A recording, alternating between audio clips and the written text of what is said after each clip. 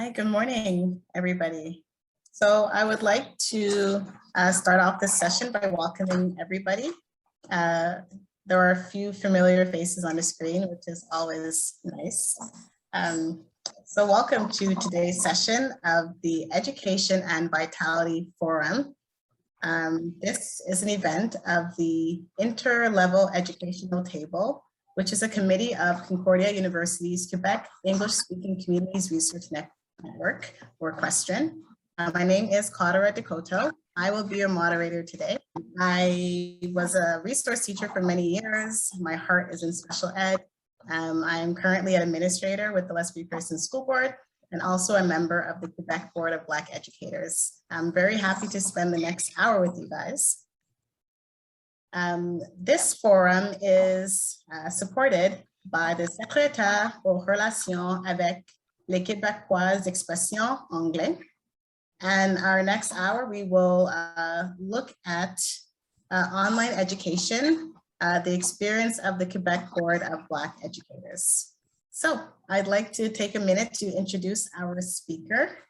So his name is Mr. Alix Adrien. I have a lovely bio that sums up everything that is Mr. Adrien. But having the pleasure of knowing Mr. Adrien personally for many, many years, ever since I was a young person, and he loves to teach math and science, and he'd always, always open to doing that, no matter what his role was in the organization.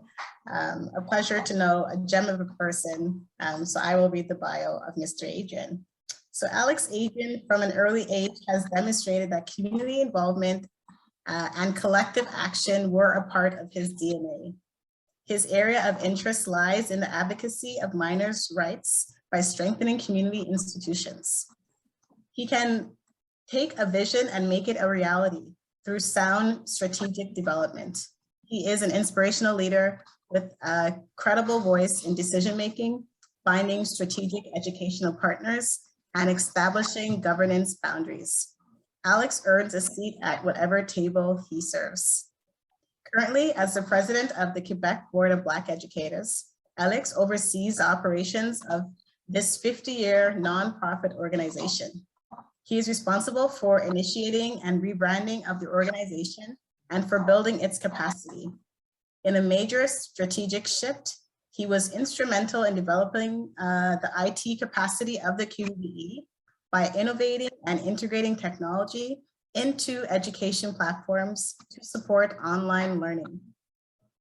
Alix sits on several boards of directors, including the Interlevel Educational Table of QUESCREN, as vice president for the Canadian Alliance of Black Educators, and as board members of QCGN and Loyola Board of Governors. He recently became a board member of the Summit, an umbrella organization with 52 community organizations as members.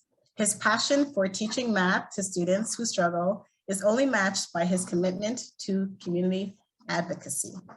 Thank you so much for those lovely words, Qaadira. I know it's over when your education career spans a span of 35 and more years. You have students who will graduate to calling me Alix, and then you have other students who would always say, you would always be Mr. Adrien to us. So thank you to the QUESCREN leadership for having me present at this conference and allowing me to tell our story. As a matter of fact, I will share the presentation. It will be presented in a storytelling format as well. So first of all, again, I'd like to welcome everyone who joined this seminar. I will be sort of telling you about our own experience in moving to distance learning from the Quebec. But before we start, I'd like to provide you with a quick, brief history of the Quebec Board of Black Educators.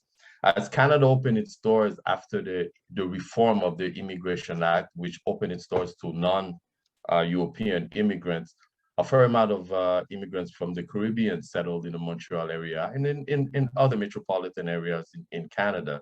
But these new arrival, a lot of them were educators, have noticed that there was an absence of the presence of Black students in post-secondary education, and also that the overall achievement success was not what they've expected.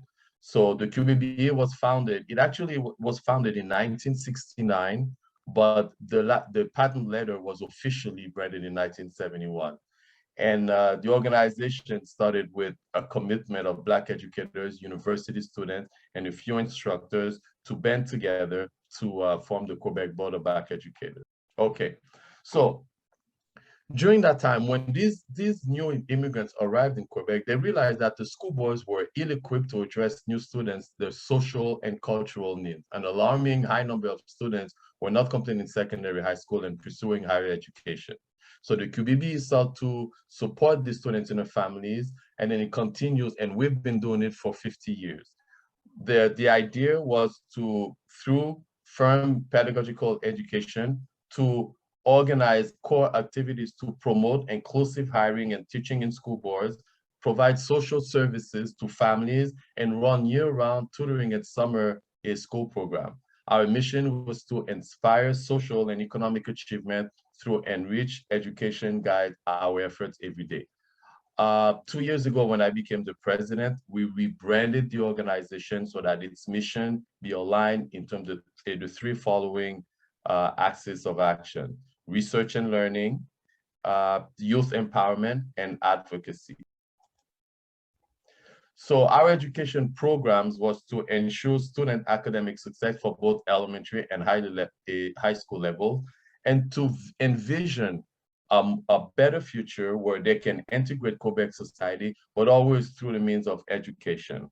Our main programs were the BANA and the Costa Hall. BANA was a program that was established in 1972 to provide both academic and recreational activities for students of elementary school. So the BANA is designed to ensure elementary students develop the core skills of literacy and numeracy. We focus on giving them math, French language, and English language. Pupils acquire relevant evolution of curriculum and learning. We have also, in the summer of 2021, rebranded the organization to develop our STEAM curricula. We've added it's STEM, but we added the A for art because people from African descent, the art is very important to us. So we try to instill in our children from a young age an attraction to science and technology. Learners are to engage in the morning in pedagogical activities, and then in the afternoon, we do recreational, sport, and other activities. The second program is our flagship program, which is the Decosta Summer School. The Decosta Hall Summer School was the first program established by the QBBE.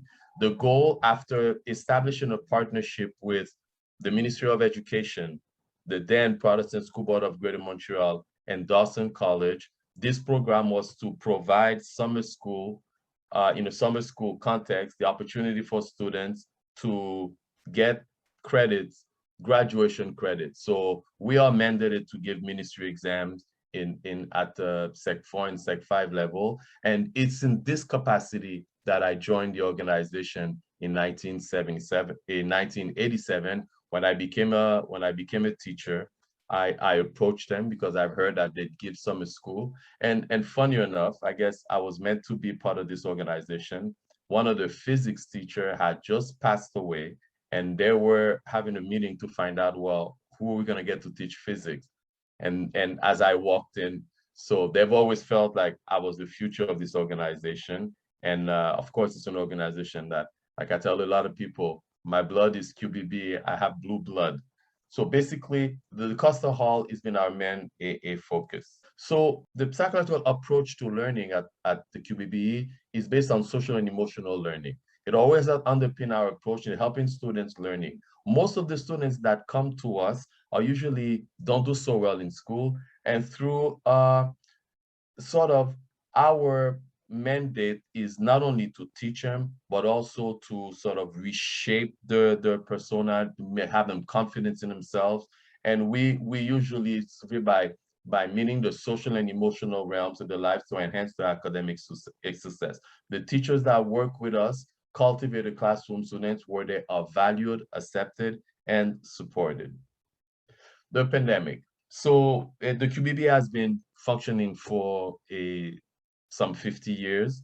And I think it was in the winter of 1991 when the pandemic happened and the school closed, the entire situation of Black communities around Canada were exposed due to the vulnerability in health and finances. So these marginalized population, which are majority Blacks, bear a high impact economy in health-wise and in the academic sector. So in response to this pandemic, an umbrella organization called the Summit. The Summit is an umbrella organization in the French sector that has over 50 organizations. So in order to meet the challenges faced by the pandemic when schools were closed, their transition in April 2020, the Summit launched the 4C program. The 4C program, which aimed to equip disadvantaged families with computers, access to the internet, and to support to counter the digital divide. We understood that as schools closed down and transferred into an online platform, a lot of our children from our communities didn't have the means to be able to follow. So by giving computers to families, we were able to allow them to continue. So when the summit approached us, the QBBE became a partner in not only distributing those computers, but we also saw an opportunity to empower our families by following up. So that was the reaction of the economy. So the 4C program, usually the 4C program was not only about giving computers. It had a mandate where they had to first teach people about how to use computers, because we also, our recipient families, a lot of them are immigrant families. So we wanted to make sure that they were formally. I will point out, module 7 of the 4C program was to follow up with your child's education in school. And this is where the QBBE came in. So as the 4C program was also being launched, the QBBE followed up with the No Students Left Behind. The No Student Left Behind was a project to provide online classes and academic support services that was already part of the QBBE innovation strategy. We have always thought about how to better support our community, and online education had been a factor, or it had been part of our planning. However, we were also cognizant that a lot of our families didn't have the technology to be able to follow. So with the advent of the 4C program, that opened the door to the opportunity. So we wrote grants to both Centraid and the Canadian Red Cross, which at the time, after the death of Floyd, it became more favorable for organizations within the Black community to get those grants that we didn't get in the past. So it was fortunate. So because of the donor, we were able to move beyond the forces and transition to an online platform. Our first transition, I just need to go chronologically into an event. When the school closed down in March 2020, I think it was the 15th of March, the 4C program was put into action in April. We didn't know at the time if the government was going to close summer schools, if we were going to have access to Dawson College, which is usually where we present the Decosta Hall program. So in early January, when we realized that everything was going to be closed, so the opportunity for us to jump to an online transition was made. And I have to say, it took a team effort. With the assistance of the IT department, an organizational email was created for both teachers and students. This was to allow access to the G Suite. I know as a retired administrator that a lot of teachers use Google Classroom, but Google Classroom was more a platform to support students, but it wasn't really meant a platform to teach. But with the advent of us going online, we had a chance to go either with Google and I do believe it's with the COVID, the French system, they use the other platform. a team from Microsoft.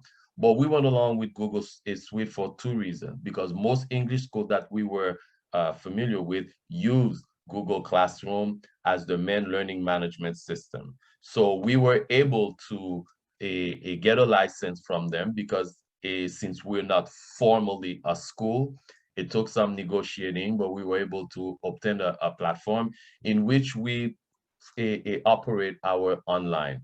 So the QBBE went online in the fall of 2020. Following the success of at the Costa Hall, we only had about 30 students who joined the program because, as you remember, it was early on into the pandemic. But because of the success and the demand from our communities, we were working with supporting members of our community other than in education. We had also workshops to deal with the stress of the pandemic and the lack of resources, especially for new immigrant families who came into Quebec and Montreal and who had to attend French school. A lot of them felt isolated and not able to get the services that they needed in the language that they spoke. So through our initiative, we started a lot of programs to support these families, and these families were the ones that asked if we could continue and provide that academic success. So with the successful launch of the No Student Left Behind campaign and the Costa Hall transition to Summer Online, the Summer Online was supported by Centrade. In the summer, our summer school was supported by Centrade, who, because we were supporting the families and the education piece, the funds that we got from them both helped to support the families and also establish our online support for the Costa Hall. But when the QBBE established the Fall Online Academic Support Program, this was largely funded by the Canadian Red Cross, who give us an amount of $91,625 for us to complete our academic. So the second phase of the 4C project was also going on. And through our online project, we were able to supply over 25 families with laptops and access to online learning. So the target student population for our academic online program was based to basically the youth sector, students from 4 to 17. Initially, we had looked at providing education to students maybe from the third cycle of elementary on, because we understand students at a certain age may be more independent. But it's the parents and some of the teachers that convinced us to offer courses to even cycle 1 and cycle 2 elementary students. You will see after that we had a total of 75 students join us on the first year, and we were impressed actually at how many students came from the elementary sector. So the project commenced in October 2020 and we ended in May 2021. It was a little counterproductive from the Red Cross. The Red Cross asked us to end the program in early May so that we can report to them. Our argument was, but if we're trying to support children academically, it makes no sense that we have to end the program in May when their evaluation session will happen in June. So because of the dedication of some teacher, although we stopped the program officially and reported to the Red Cross because they did audit us for the program, a lot of the teachers continue to work with us and support the students through to the ministry exams or final exam, as it were, for the school. So the program was managed by a program coordinator with the supervision of the president. A total of 75 students had enrolled in the courses.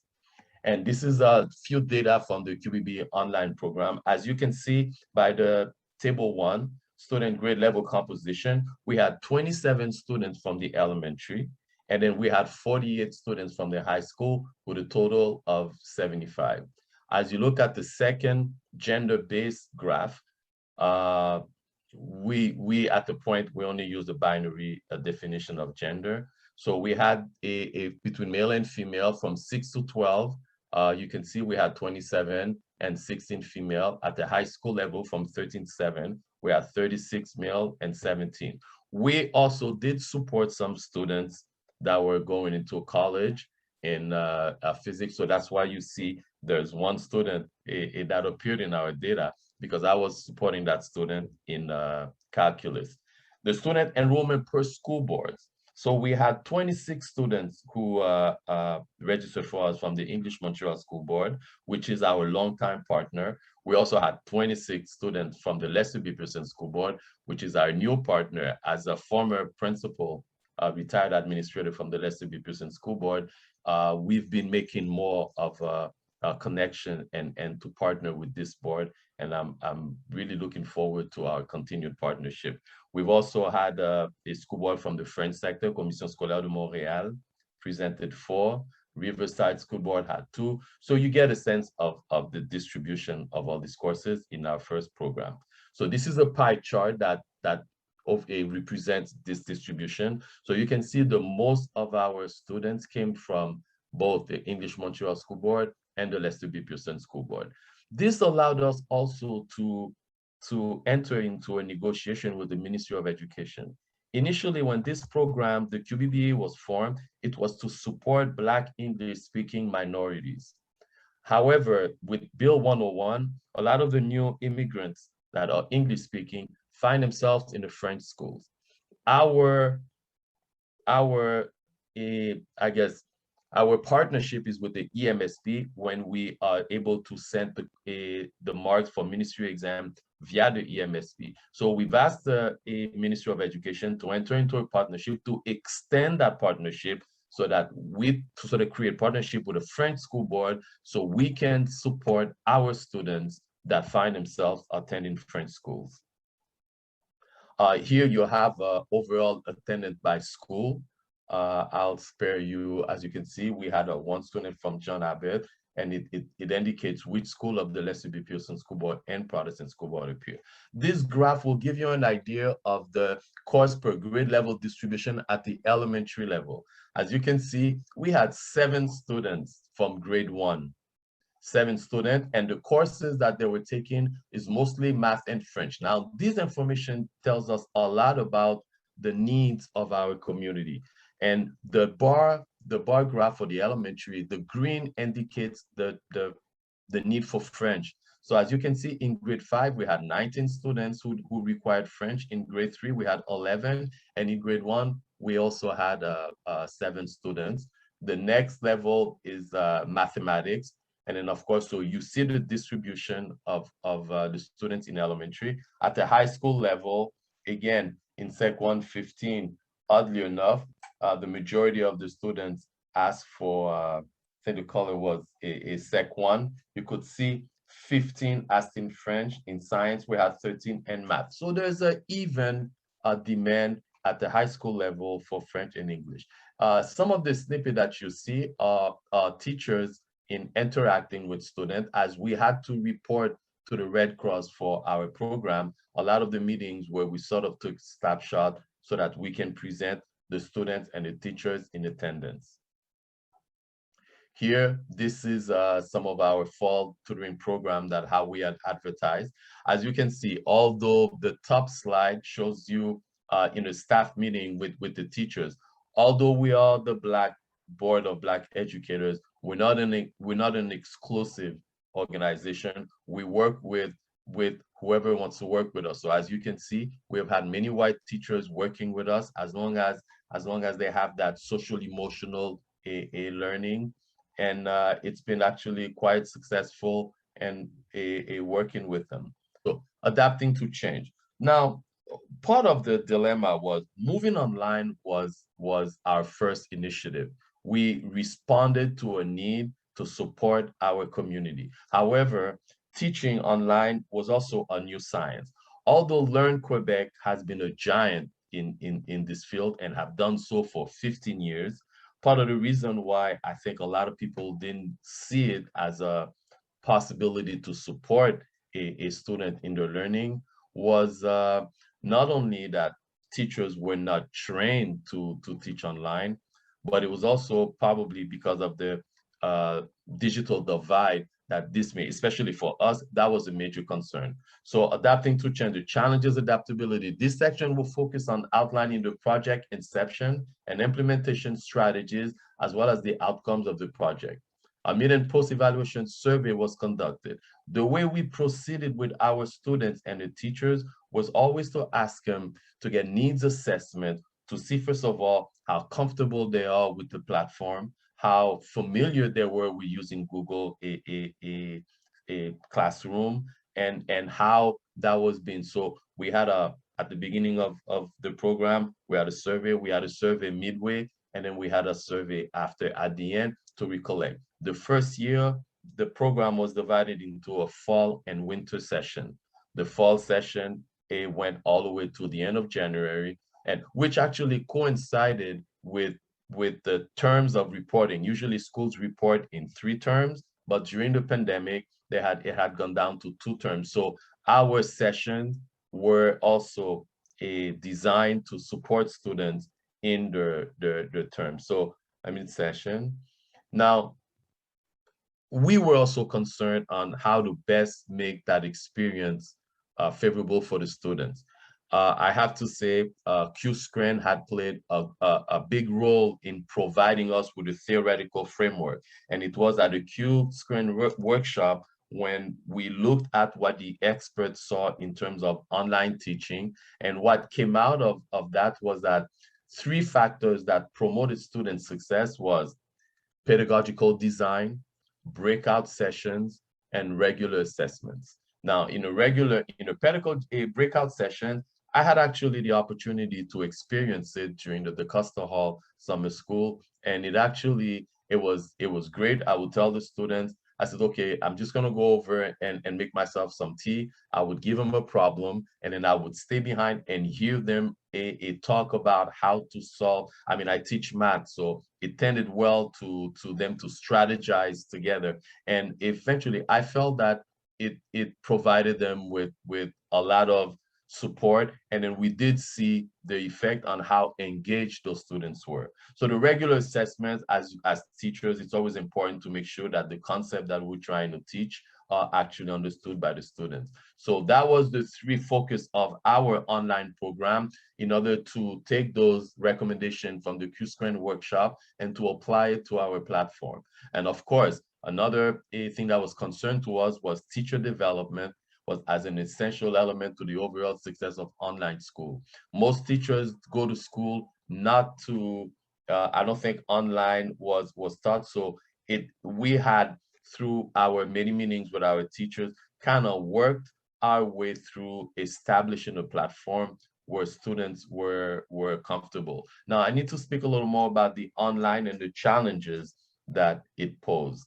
So let me get to challenge 50. So part of the challenges that we had is because schools don't present content in the same order, that was a bit of a challenge for us at the beginning. It would be great. I remember when I joined the Lester B. Pearson School Board as a teacher in my first year, we were provided with a pacing guide. That pacing guide provided you with which order to present the content, because at the time there was a midterm exam that came from the board. So it was important that teachers taught the content that they will be evaluated at the midterm exam. And I thought that's something that if we could go back to it, then I think it would make the online experience a lot easier. However, faced with having students from different school boards, from different schools, that's when we relied on teachers as professionals that were able to differentiate, that were familiar with the Quebec curriculum, that were familiar with the learning outcomes that these students should know at the level, even some of the prerequisites that they needed to. So at the beginning, it was a bit of a juggling act with the teachers and to try to make sure that all students were met. So what I've asked the teachers to do at the beginning of every class, especially during early on in a program, is to make sure that you go through the class and ask students, do you have any assignments that is due? Do you have any upcoming test or upcoming evaluation, so that we give priority to supporting them in their home schools? And then he says, if that's not the case, then we could go into a teaching concept that we know. Teaching math, a lot of the basic algebraic skill was very important. So what I would do is I would teach some aspects that I know would transcend the entire course. But then at one point I would ask all of them, I said, okay, have you all done trigonometry? And they would say no. And I said, okay, great. Allow me to introduce you to trigonometry. My experience is teachers have a tendency to teach trigonometry either early on in the year or as the last part of the exam. So by having that trigonometry in place and by getting feedback from the students, when they got to trigonometry, they kind of sailed through it because we've had worked extensively, which allowed us then to kind of go back and on an individual basis, see some of the items that they could have, that they didn't really understand and that we could work on. So it's a bit of a juggling act. If I was to think the theoretical framework that we use, it's the simplex adaptive method, where through our needs assessment, we are getting information and feedback from both the parents, especially at the elementary level. It's important that parents are involved in the process of getting those feedbacks to us to see how the child is progressing. Part of the, as you know, if we get a grant, we had to have certain markers as to indicators to see if our program was being beneficial or not. So at the beginning, we've asked every student that registers online with us to provide us with a report card so that we can see at that report card, we can get vital information as a permanent code, if they're on an IEP or not, if they're modified and where they are struggling. And at the end, we ask the parents that at the end of it, that you send us back the final report card so we can gauge to see if the students had benefited from it. So we are adapting as we go along. We are developing technology as well to better support us. In this case, the organization acquired a smart board, but it was actually it was an $8,000 smart board, but for some reason the young man decided he liked our project, so he gave it to us at half price, which pretty much meets the standard. I have to say the Lester B. Pearson School Board was also very generous in providing us with some of their smart boards that they were no longer in use, so that we can put them in our rooms. So to support our program, eventually, especially when we will go back to teaching in person. So this smart board allowed us to facilitate the delivery of the content. We would have a smart board. I would teach the students. I could post it on Google Classroom. I could save it as a PDF and always send it to them at the end. So as we are evolving in the technology is also evolving with us, and to help us better support the online. From the feedback that we have from a lot of the parents, they've asked us again this year to do it. However, last year, when we did it for the first time, we were given a grant from the Red Cross to support us in this initiative. But so we made it free to all the families that we supported, other than a $50 registration fee. This year, we are supporting, we have that online support as well, but we are asking parents to contribute a little more. We're still getting some private donation to support that program because the teachers need to be paid to support these students. And our program now is very affordable still. It breaks down to be $100 a month for 2 courses, and they have to have access to a teacher 3 times a week, twice during the weekday, and then once on the weekends. So that is a process that is evolving for families that cannot afford it, but that we know need the support. We also have a package of subsidies where, based on 3 criteria, that we also subsidize the program. The criteria is based on their household revenue, the number of students that in a household, and also the number of students attending our program. So it's a work in progress.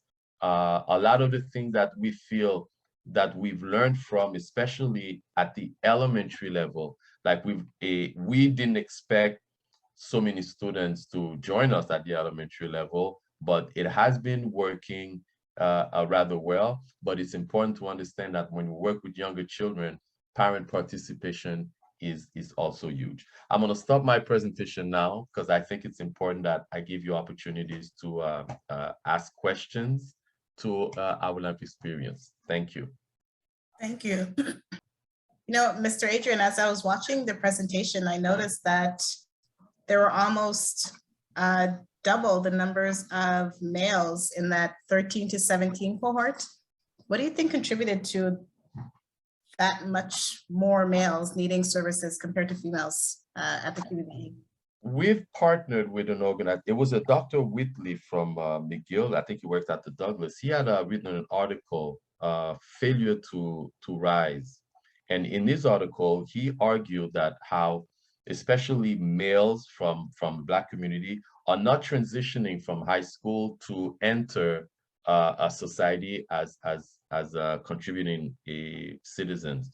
And part of the reason was that whether it's mental health, whether it's gaming, but there seems to be a higher number of our boys are not transitioning to high school. So we also felt that maybe part of the reason why we had more boys is because there's more needs in boys to be supported academically. Not only academically, we realize more and more that socially, emotionally as well. We've had some tragedy of young men committing suicide. I don't think we talk enough about it.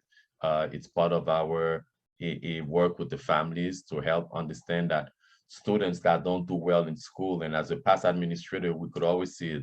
It's either because they're doing too much gaming, they've been isolated. So that was reflected also in the participation rate in our program. Thank you. We'll take next a question from Ms. Cindy Finn. Hi, Cindy. Hi, Qaadira. Great to see you. And thank you for moderating this session. And thank you, Alix, for this great overview. Your recent comment just prompted me to ask this question, but it was also raised when you were presenting the graph and you were talking about how you were assisting students at the high school level, but then also doing a little bit of work with the 18+, and you talked about your link with Dawson College. So my question is either for you, Alix, or you, Qaadira, in the sense that there's another pathway. Sometimes students don't go directly to college. They may go to adult education or vocational training. And is QBBE looking at supporting those youth who may be more interested in that continuing education? And if so, what do you see the future path for QBBE in supporting those students? Well, a great question, Cindy. As a matter of fact, Qaadira, who works at PACC, we've had that discussion. I also met with Andrew Henry recently because he is on his new role to develop the vocational, and that's one of the aspects that we've been looking at in supporting those boys transition. Sometimes we call it failure to launch or the Peter A syndrome. We looked at the opportunity to support these kids in terms not only in mental health, but to look at vocational as an option as well. So that's one of the direction that we would like to continue to support those 18 to 21, 22. And we're looking into it. And I have to say, it's Leslie B. Pearson that has stepped up in providing sort of that opening to work with the young, that demographic that needs to be supported. They don't need to, and you make a good point. We, as educators, we always think that students need to graduate from high school, and it is still a wishful thinking, but through educational or through vocational programs, and in my conversation with Qaadira yesterday, she was also saying that how now there are more programs in vocational that are made available for students. So we're definitely looking into it and see how we can continue to support that demographic who are really in need of support. Thank you for your question, Cindy. Next, I'll move over to Ms. Lorraine O'Donnell. Hi, thanks, Alix, for such a great talk. I have a comment and then a question regarding your findings of differences between boys and girls. Just to let you know, there were presentations yesterday from John Abbott College where they talked about similar findings. Mm-hmm. So I'd be happy to put you in touch with the researchers there. But my question has to do with language.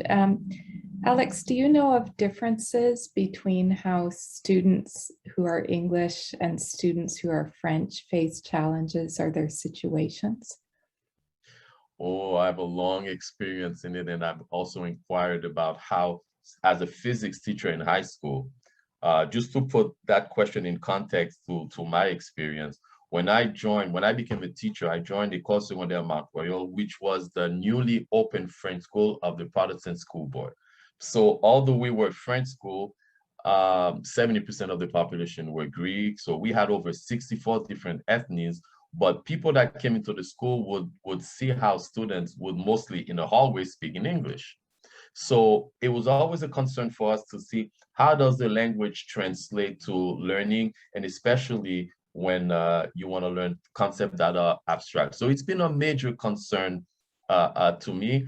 This, I have to say, when students from that school realized that I was teaching at the Costa Hall in the summer, a lot of them followed me to the Costa Hall, and where I find myself teaching French in both languages. I mean, I was teaching math in both languages. And I have to tell you, the experience made me realize that students don't mind in which language you teach them, as long as they are able to, you make it easy for them. So all my documents were in both languages, but eventually, because of the fusion into linguistic school boards, we were no longer able to support students in French school because we were not able to send the marks. But especially when you teach science, and just a quick anecdote from what you're saying, what the concern is, I kept telling the student, point de fusion, and then she didn't understand. So I asked them, could you tell me at what temperature does a water freezes out? She looked at me, she goes, 0 degrees. And I says, well, then there you go, c'est le point de solidification. So and in my research at the time, because I read a lot in terms of duality I mean, both of my daughters have experienced it where they went to French, but they were exposed to 3 languages and they speak 3 languages. So it was always the transfer of knowledge from one to the other. And I realized sometimes you can talk about a concept, you talk it as an example, it's like they're looking at a Park Avenue in Montreal, but they're thinking of Park Avenue in New York. So it's the same concept, but sometimes the transferability is not it's not made, but it's something that I would still love to explore in terms of how language impacts knowledge, but especially abstract concepts. Thank you. Great question. We have a question in the chat from Aisha. Do your English and/or French classes use a critical language and an anti-racist lens when teaching and learning these official languages? Well, because we are mostly people from African descent, but as you can see by the picture, a lot of the teachers that were working at the elementary were also white teachers. We don't differentiate. Ultimately, what we try to teach our kids is if they feel that they are appreciated, cared for, and learn, they don't really care who they're teaching for. That part of the success of the QBBE traditionally was because when Black students came to us and they were taught by Black teachers, that sort of, I guess, the trust factor was there and it helped in their learning. But just like Quebec in general, we've been suffering because after Bill 101, a lot of Black teachers left the province. There's less teachers being recruited into a pattern. So it is one of the problems that we are facing. But what we do is we just want to make sure that the teachers that are working with us understand the children that come to us come because most of them is because they have certain difficulty. We need to bring up their numeracy skills, and you can only do that through empathy. I'm a firm believer that children only learn from people that they love. Thank you. And what a rich discussion towards the end of this presentation. We are out of time. So I would like to thank Mr. Adrien for his very enlightening and enriching presentation today, sharing with us how the QBBE stepped in during the pandemic to support our students right across the Greater Montreal area. I'd like to thank the participants for being here with us today and engaging with us. Thank you guys so much for your time today. It was a pleasure spending my lunch hour with you, and have a great rest of the day.